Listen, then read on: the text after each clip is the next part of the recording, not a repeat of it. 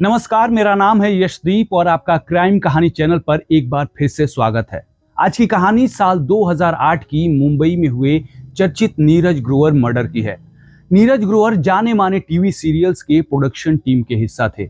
उनके मर्डर को लेकर कहा जाता है कि ये मर्डर लव ट्रायंगल की देन थी और ये लव ट्रायंगल नीरज ग्रोवर, कन्नड़ अभिनेत्री मारिया सुसैराज और उसका boyfriend navy officer Jerome Matthew के बीच थी। जेरोम मैथ्यू ने नीरज ग्रोवर की बेरहमी से हत्या करके अपनी गर्लफ्रेंड मारिया के साथ मिलकर उनकी लाश के 100 से ज्यादा टुकड़े कर दिए थे और उन लाश के टुकड़ों को जंगल में ले जाकर जला दिया था। मारिया सुसैराज केरल के कोच्चि की रहने वाली थी। बचपन से ही उसे सिंगिंग और डांसिंग का शौक था। मारिया ने कुछ छोटी मोटी साउथ इंडियन फिल्मों में अभिनय भी किया। कोच्चि में ही मारिया को एक नेवी ऑफिसर जेरोम मैथ्यू से प्यार हो गया था। जेरोम मैथ्यू और मारिया बचपन के दोस्त थे। उन दोनों की स्कूल और कॉलेज की पढ़ाई एक साथ ही हुई थी। जेरोम और मारिया ने यह तय कर लिया था कि वो जल्दी ही शादी भी कर लेंगे। मारिया अभिनय के क्षेत्र में कुछ बड़ा करना चाहती थी, नाम कमाना चाहती थी। उसने सोचा कि उसे हिंदी टीवी सीरियल्स और बॉलीवुड फिल्मों में अपनी किस्मत आजमानी चाहिए, जहां वो ज्यादा नाम और शोहरत कमा सकती है। इसीलिए वो कोच्चि छोड़कर साल 2007 में मुंबई पहुंच गई। मुंबई पहुंचने के बाद मारिया के सामने बहुत सारी चुनौतियां खड़ी हो गईं, जिनमें से सबसे बड़ी चुनौती थी उसकी भाषा। जाहिर सी बात है कि हिंदी टेलीविजन और सिनेमा में काम करने के लिए साफ हिंदी बोलनी आनी चाहिए, पर मारिया की हिंदी अच्छी नहीं थी। मारिया जब टीवी और फिल्मों में काम करने के लिए मुंबई के कई प्रोडक्शन हाउस के चक्कर लगा रही थी, स्ट्रगल कर रही थी, तभी ऑडिशन के समय उसकी मुलाकात नीरज ग्रोवर से हुई। ये मारिया और नीरज की पहली मुलाकात थी। नीरज ग्रोवर कानपुर के एक सामान्य परिवार से आते थे। लगभग 25 साल के युवा नीरज ग्रोवर से उनके परिवार को बड़ी आशा थी। नीरज के पिता अमरनाथ ग्रोवर एक छोटे मोटे व्यापारी थे। ग्रोवर परिवार को पूरी आशा थी कि उनका बच्चा उनके परिवार का नाम रोशन जरूर करेगा, और वो कर भी रहा था। आपको याद होगा कि साल 2008 में स्टार प्लस पर शाहरुख खान का एक शो आता था, क्या आप 5वीं पास से तेज हैं। नीरज ग्रोवर इस बड़े शो के प्रोडक्शन टीम के हिस्सा थे। एक दिन नीरज ग्रोवर किसी सीरियल का ऑडिशन ले रहे थे। तभी ऑडिशन के लिए मारिया सुसैराज वहां पहुंची। नीरज ने मारिया से टेस्ट के लिए हिंदी में कुछ सवाल पूछे, जिसका मारिया ठीक ढंग से जवाब नहीं दे पाई, क्योंकि उसकी हिंदी अच्छी नहीं थी। नीरज ने मारिया को समझाया कि हमें हिंदी बोलने वाले लोगों की जरूरत है, क्योंकि ये सीरियल हिंदी में है। आगे कुछ भी आपके लायक होगा तो हम आपको मौका जरूर देंगे। इतना कहकर नीरज वहां से चला गया।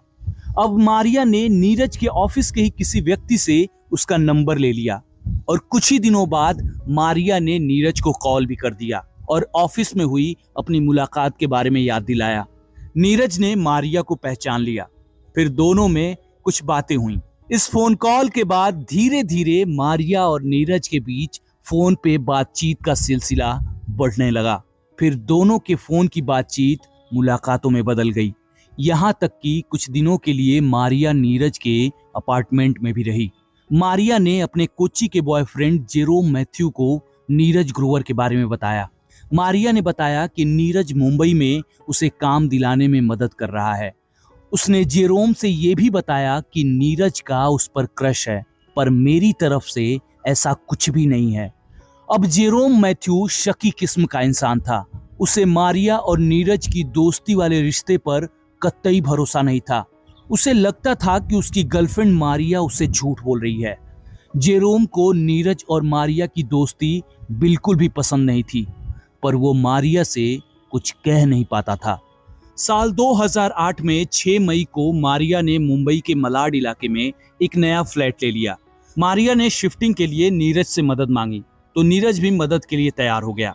वो रात 10 बजे के करीब मलाड मारिया के फ्लैट पर पहुंचा और सामान वगैरह रखवाने में उसकी मदद करने लगा। ठीक उसी समय मारिया के मोबाइल पर उसके बॉयफ्रेंड जेरोम मैथ्यू का कोच्चि से कॉल आ गया।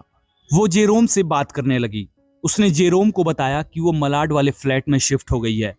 तभी जेरोम को मारिया की तरफ से किसी मर्द की आवाज सुनाई पड़ी। उसने मारिया से पूछा कि तुम्हारे साथ तुम्हारे फ्लैट में कोई और भी है क्या? मारिया ने कहा कि हाँ, नीरज आया है। फिर जेरोम ने पूछा कि इतनी रात को वो तुम्हारे फ्लैट पर क्या कर रहा है। तब मारिया ने जवाब दिया कि वो सामान रखवाने में मेरी मदद करने आया है। जेरोम ने फिर मारिया से कहा कि नीरज को अपने रूम पर मत रुकने देना, उसे वापस भेज देना। जेरोम मैथ्यू उस रात मारिया के रूम पर नीरज की उपस्थिति से बेचैन हो उठा। उसने रात 11:30 बजे के आसपास दोबारा मारिया को कॉल किया, केवल ये कंफर्म करने के लिए कि नीरज उसके रूम से गया या नहीं। पर मारिया ने अपने बॉयफ्रेंड जेरोम को कुछ जवाब देने की बजाय अपना फोन ही बंद कर दिया। मारिया की इस हरकत से जेरोम गुस्से से पागल हो उठा। जेरोम ने उसी वक्त ये तय कर लिया कि वो मुंबई मारिया के फ्लैट पर जाएगा। मारिया जब मलाड शिफ्ट होने वाली थी तो उसने अपने फ्लैट का एड्रेस जेरोम को बता दिया था। जेरोम ने सोचा कि वो मारिया को बिना बताए ही उसके फ्लैट पर पहुंच जाएगा और ये देखेगा कि मारिया उससे झूठ बोल रही है या सच बोल रही है। उसने कोच्चि से मुंबई के लिए फ्लाइट पता की तो उसे पता चला कि 7 मई सुबह 3 बजे मुंबई के लिए एक फ्लाइट है। उसने वो फ्लाइट पकड़ी और सुबह 7:30 बजे मुंबई पहुंच गया। फिर वहां से सीधे मारिया के फ्लैट के दरवाजे पर उसने बेल बजाया, पर दरवाजा खोलने कोई नहीं आया। उसने दोबारा बेल बजाया। इस बार मारिया उठी और उसने दरवाजा खोला। दरवाजा खोलते ही उसने सामने जो देखा उसे देखकर उसका खून जम गया। दरवाजे पर उसका बॉयफ्रेंड जेरोम मैथ्यू खड़ा था। जेरोम बिना कुछ बोले सीधे बेडरूम में घुस गया। बेडरूम में वो जो देखना चाहता था उसे वही दिखा। नीरज ग्रोवर मारिया के बेडरूम में था। अपनी गर्लफ्रेंड के बेडरूम में नीरज को देख के उसका खून खौल उठा। अब जेरोम और नीरज में कहासुनी शुरू हो गई। फिर बात हाथापाई और मारपीट पर आ गई। जेरोम गुस्से में मारिया के किचन से एक चाकू उठा लाया और उस चाकू से नीरज ग्रोवर के पूरे शरीर को गोद दिया। जब मारिया उसे रोकने गई तब जेरोम ने उसे ऐसा करने से मना कर दिया। उसने कहा कि अगर वो उसे रोकेगी तो वो उसे भी मार डालेगा। चाकू के ताबड़तोड़ वार से नीरज की तत्काल मौत हो गई। ऐसा कहा जाता है कि नीरज को मारने के बाद मारिया और जेरोम ने उस फ्लैट में शारीरिक संबंध बनाए। कत्ल तो हो चुका था, पर अब दोनों के सामने समस्या थी लाश को ठिकाने लगाने की। उन्होंने सोचा कि अगर लाश को फ्लैट से बाहर ठिकाने लगाने के लिए कहीं ले जाएंगे तो वो निश्चित पकड़े जाएंगे। इसके लिए उन दोनों ने सोचा कि क्यों ना कुछ ऐसा किया जाए कि अगर लाश को बाहर भी ले जाएं तो कोई ये ना जान पाए कि वो किसी की लाश ले जा रहे हैं। इसके लिए मारिया ने अपने एक दोस्त को कॉल किया और झूठ बोलकर उसकी कार ले ली कि उसे शॉपिंग करने बाहर जाना है। करीब 11 बजे के आसपास दोस्त की कार से जेरोम और मारिया मलाड के एक मॉल में गए। वहां से उन दोनों ने 3 बड़े बैग, चाकू, एयर फ्रेशनर, पर्दे और चादरें खरीद लाए। बाहर ही एक रेस्टोरेंट में उन्होंने खाना भी खा लिया। दोपहर 3 बजे दोनों फ्लैट पर पहुंचे और नीरज की लाश को रसोई में ले जाकर उसे काटने में लग गए। दोनों ने नीरज की लाश के करीब 100 से ज्यादा टुकड़े कर दिए। फिर लाश के टुकड़ों को बैग में भर दिया। इसके बाद इन बैग्स को दोस्त की कार में लोड करने लगे।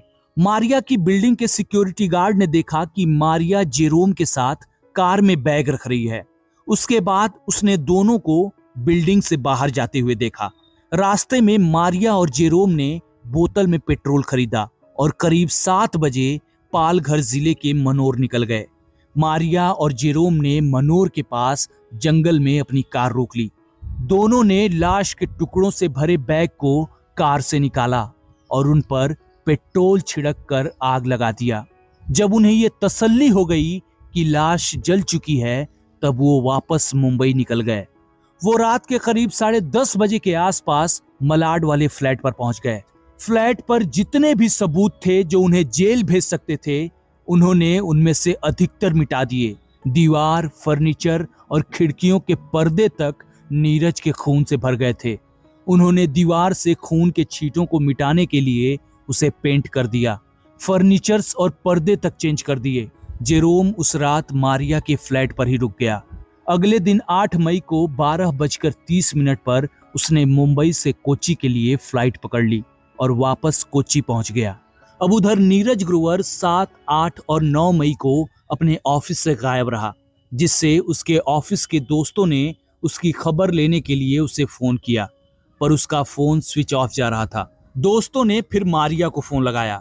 मारिया ने फोन उठाया और नीरज के दोस्तों को बताया कि नीरज तो रूम शिफ्ट करा के वापस अपने फ्लैट पर चला गया था।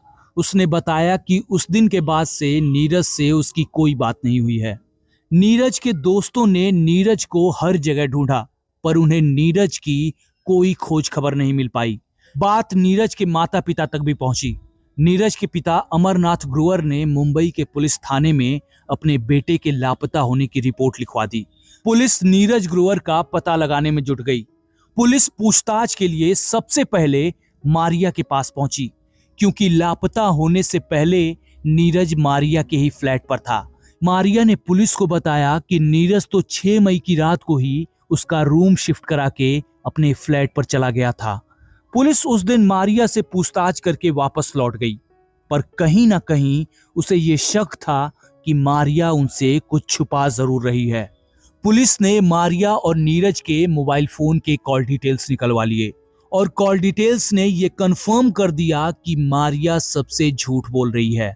पुलिस को नीरज के कॉल डिटेल्स से पता चला कि नीरज ने देर रात 1:27 पर अपने मोबाइल फोन से किसी से बात की थी और नीरज का लोकेशन था मारिया का फ्लैट। पुलिस एक बार फिर से मारिया के फ्लैट पर पहुंची और इस बार वहां के सिक्योरिटी गार्ड से पूछताछ करने लगी। सिक्योरिटी गार्ड ने पुलिस को बताया कि उसने 7 मई की सुबह मारिया और उनके एक दोस्त को कार में बैग रखते हुए देखा था। अब पुलिस मारिया के पास गई और इस बार उसने मारिया से सख्त होकर नीरज के बारे में पूछा।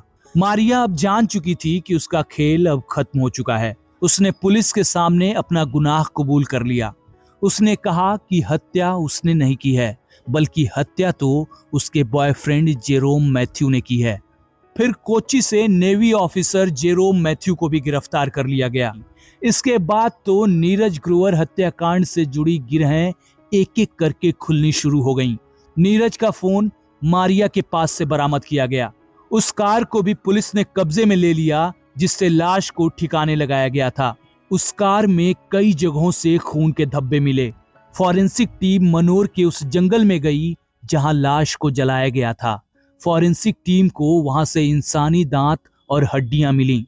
फिर इनका और कार में मिले खून के धब्बों का नीरज के परिवार से डीएनए मिलान कराया गया। मिलान में ये सुनिश्चित हुआ कि ये अवशेष नीरज के ही थे। इन सारे सबूतों को कोर्ट में जमा कर दिया गया। इस घटना के 3 साल बाद 11 जुलाई साल 2011 को मुंबई सेशन कोर्ट ने सभी पक्षों की दलीलें सुनकर और सभी गवाहों और सबूतों के आधार पर अपना फैसला सुनाया। कोर्ट ने कहा कि यह हत्या पहले से सुनियोजित नहीं थी। जेरोम ने गुस्से में आकर नीरज का कत्ल कर दिया। वो अपने साथ किसी भी तरह का कोई हथियार भी नहीं ले गया था। कोर्ट ने जेरोम मैथ्यू को सबूत मिटाने और गैर इरादतन हत्या का दोषी पाया, जिसके लिए उसे 50,000 रुपए जुर्माना और मात्र 10 साल कारावास की सजा सुनाई। वहीं मारिया भी कठोर सजा पाने से साफ साफ बच गई। उसने कोर्ट से कहा कि वो बेकसूर है। उसने जब जेरोम को नीरज का कत्ल करने से रोका था तो जेरोम ने उसे भी जान से मारने की धमकी दी थी, जिससे वो डर गई और कुछ नहीं कर पाई। कोर्ट ने मारिया को केवल सबूतों को मिटाने का दोषी मानते हुए मात्र 3 साल की कारावास की सजा सुनाई। जिस दिन सजा सुनाई गई, मारिया उसी दिन जेल से बाहर आ गई। कारण ये था कि वो 3 साल से ज्यादा का वक्त जेल में गुजार चुकी थी। वो पुलिस की गिरफ्तारी के बाद से ही जेल में बंद थी और कोर्ट का फैसला आने में 3 साल से ज्यादा का वक्त लग गया था। नीरज ग्रोवर के माता पिता कोर्ट के इस फैसले से बहुत दुखी हुए। उन्होंने कहा कि जो मुख्य दोषी थी वो ही जेल से बाहर आ गई। नीरज के पिता अमरनाथ ग्रोवर ने कहा कि नीरज की हत्या पहले से प्लान्ड थी, पहले से सुनियोजित थी। उन्होंने कहा कि मारिया ने उनके बेटे नीरज से बदला लिया था क्योंकि उसने मारिया को काम नहीं दिलाया था। नीरज के दोस्तों ने भी कहा कि मारिया ने नीरज का फायदा उठाया था। नीरज के माता पिता ने कोर्ट के इस फैसले पर कहा कि हम इतने सक्षम नहीं हैं कि कोर्ट के इस फैसले के खिलाफ हाई कोर्ट और सुप्रीम कोर्ट में जा सकें। परिणाम स्वरूप इस फैसले के खिलाफ किसी भी अदालत में किसी ने भी कोई चैलेंज नहीं किया। साल 2018 में जेरोम मैथ्यू भी जेल से बाहर आ गया। कोर्ट के इस फैसले के तुरंत बाद ही डायरेक्टर राम गोपाल वर्मा ने इस हत्याकांड पर एक फिल्म बना दी। 19 अगस्त साल 2011 को यह फिल्म सिनेमा घरों में रिलीज हो गई। फिल्म का नाम था not a love story. Ram Gopal Verma ने कहा था कि मारिया सुसैराज को यह फिल्म एक बार जरूर देखनी चाहिए। केरल की एक लड़की जो मुंबई हिंदी फिल्मों में काम करने गई थी, उसने सोचा भी नहीं होगा कि आने वाले समय में उसी पर फिल्म बन जाएगी। जेल से छूटने के बाद मारिया कई गलत कामों में लिप्त हो गई। उस पर कई लोगों के साथ धोखाधड़ी करने के मामले पुलिस में दर्ज हुए। एक बार उस पर हज यात्रियों के साथ 2 करोड़ रुपए की धोखाधड़ी करने का मामला भी सामने आया था। इस मामले में उसकी गिरफ्तारी भी हुई थी। यही आज की कहानी थी। अगले वीडियो में एक नई कहानी के साथ जल्दी ही हमारी मुलाकात होगी। तब तक के लिए मुझे आज्ञा दें। मैं हूं यशदीप और आप क्राइम कहानी चैनल देख रहे थे। जय हिंद।